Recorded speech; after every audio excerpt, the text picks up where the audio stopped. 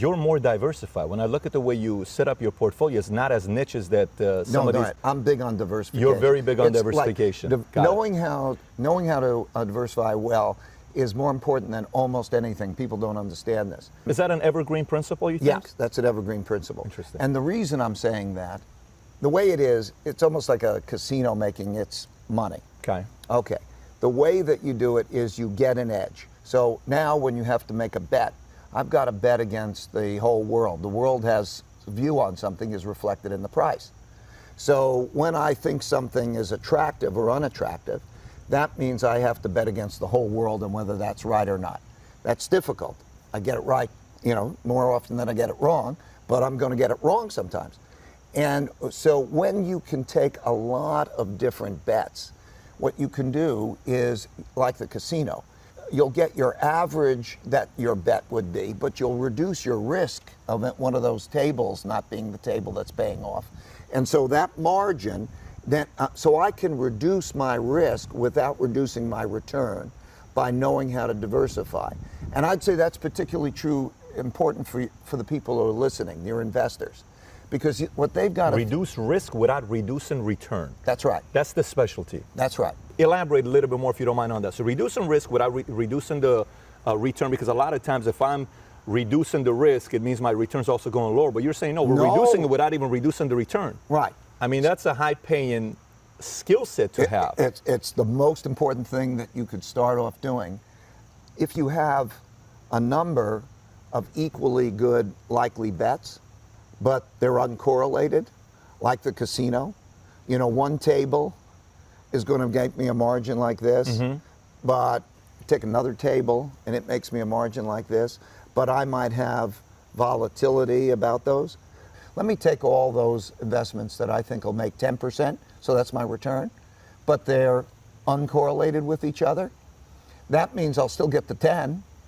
I don't lower my 10, but my diversification means I lower my risk.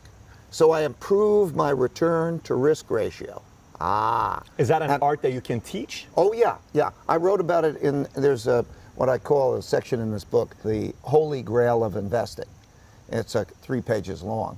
And it explains basically this important thing. Because when that epiphany happened to me and how I would do it, it changed everything by being able to do that. Because how old were you when you figured that out? I can improve through diversification. I can improve my return to risk ratio by a factor of 5. So by diversifying, the return relative to the risk, I can keep my returns the same and reduce my risk to 1/5 if I know how to diversify well. And that's why I'm explaining it. It's not all that complicated. It's simply explained in the book. But in any case, that is the holy grail of investing, okay? That's a big thing. If you start to know that that's what you're going for, it changes everything. The real question for me was, what were the marginal benefits of diversification like? What is that going to look like? Okay. And what I then decided to do was to think about risk and the number of sample size and the correlation of the bets, broke it down to each of its components, right? So, to use an example, let's assume you have, to make it simple, a return, something that has a 10% risk, we'll call risk standard deviation. And let's make it simple, and let's say it had a 10% return. And let's say I add in another asset, another return asset, return stream. I add in a second, a third, a fourth, a fifth, up to whatever number. How would that reduce my risk if it on average has a 60% correlation? Or if it has on average has a 40% correlation or a 0% correlation? How would that change? Wanted to know that, right? So that's what this chart shows, right?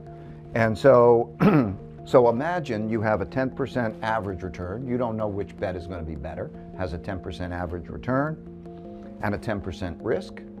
And you add in a second and a third and so on. You're not going to lose the 10% because you're still going to have that 10% return, but you're going to then have a reduction, and that's the reduction in risk. And if it has a 60% correlation and you have 3 or 4, you will get a reduction that maybe is about 15%. And you could add in 1,000 if they're 60% correlated, and you're not going to reduce your risk much. Okay, that's important. Now, if I look at that, how that changes according to the levels of the correlation, I start to think, well, what would happen if I added in something that had a 10% correlation, by way of example? Okay, now that's what that line shows, okay? And it shows how much, okay, at about 7 or 8 or so, I cut my risk in half. That means I've doubled my return relative to my risk, right? Ooh, that's good. So as I go down this, I then start to understand what the power of diversification is in terms of the things that I'm going to look for. So what that taught me is the magic is you only need to do this simple thing. The simple thing is to find 15 or 20 good, uncorrelated return streams. Things that are probably going to make money, but you don't know, but they have a good probability of making money, and that are uncorrelated, that have low correlation. That told me that's what I have to go after, right? That's the key. A lot of people think that the most important thing you could do is find the best investments. Okay? That's important, okay, but there is no great one best investment that can compete with something like this. So look at this line. When this comes down, you can improve your return to risk ratio by a factor of 5, right? 5 times the expected return for that unit of risk. You can't pick any investments that are probably, nobody's humanly capable in an efficient market probably to pick investments that are 5 times as good individually, but so that path. So it tells me about the power of diversification and balancing risk. So this is the return to risk ratio that happens for each one of those. You know, like if I can get 0 correlation and I have 15 to 20, I'll have an information ratio, a return to risk ratio of 1.25. That means my probability of losing money in a year is only 11%, okay, as distinct from 40% with any one of us. So that's the power of portfolio construction and the power of diversification, okay? So it tells me what I have to go after.